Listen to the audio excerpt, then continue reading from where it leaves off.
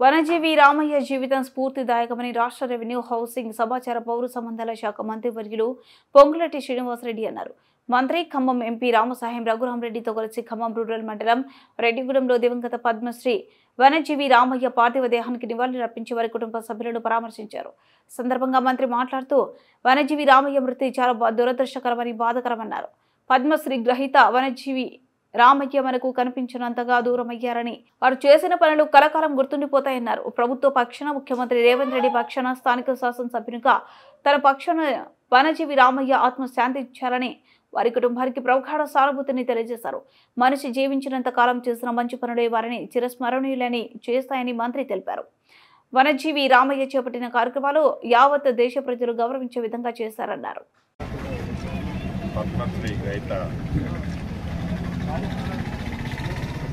శ్రీ రామయ్య గారు, వనజీవి రామయ్య గారు మన మధ్య నుంచి మనకి కనిపించినంత దూరంగా భౌతికంగా దూరమయ్యారు. రాష్ట్ర ప్రభుత్వ పక్షాన, ముఖ్యమంత్రి రేవంత్ రెడ్డి గారి పక్షాన, స్థానిక శాసనసభ్యుడిగా నా పక్షాన వారి ఆత్మ శాంతించాలని, వారి కుటుంబానికి ప్రగాఢ సానుభూతిని తెలియజేస్తున్నాను. ముఖ్యంగా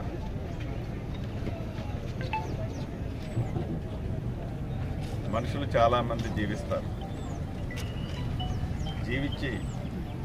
వారు జీవించి ఉన్నంత కాలం ఏమి సాధించారు అనేది వారు ప్రశ్నించుకోవటం మిస్ అవుతారు.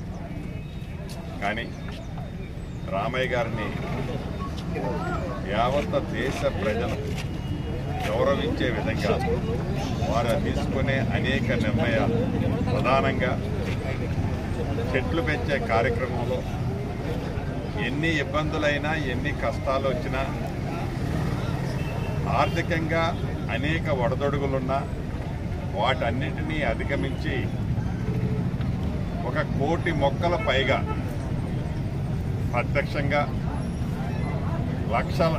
వేలాది కోట్ల విత్తనాలని వందలాది ఎకరాలలో వారు స్ప్రెడ్ చేసి ఈ గ్రీనరీని పెంచే దాంట్లో ఆర్థిక పరిస్థితులు వారికి సహకరించకపోయినా,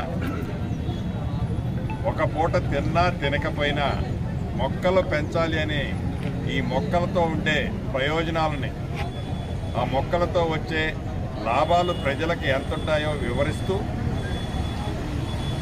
ఈ ఒక్క వారి గ్రామంలోనే కాకుండా ఈ పరిసర ప్రాంతాల్లో ఉండే ఫారెస్ట్ ల్యాండ్స్లో కానీ, ప్రభుత్వ స్థలాల్లో కానీ ఎక్కడైతే మొక్క నాటొచ్చో, చివరికి రోడ్ల సైడ్ ఉన్న ప్లేస్ను కూడా వేస్ట్ కానియకుండా మహా అద్భుతంగా ఈ ప్రాంతాన్ని అంతా కూడా గ్రీనరీ చేసి పద్మశ్రీగా అవార్డు కూడా వారు అందుకున్నారు.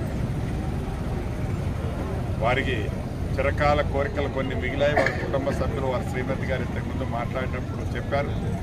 తప్పకుండా రాష్ట్ర ప్రభుత్వ పక్షాన గౌరవ ముఖ్యమంత్రి గారితో మాట్లాడి వాటన్నిటినీ సాధ్యాసాధ్యాలు పరిశీలించి వాటన్నిటినీ తప్పకుండా నెరవేర్చడానికి ప్రభుత్వ పక్షాన అన్ని చర్యలు తీసుకుంటామని, అదే రకంగా మరొక్కసారి వారి కుటుంబ సభ్యులందరికీ ప్రగాఢ సానుభూతిని తెలుపుతూ వారి ఆత్మ శాంతి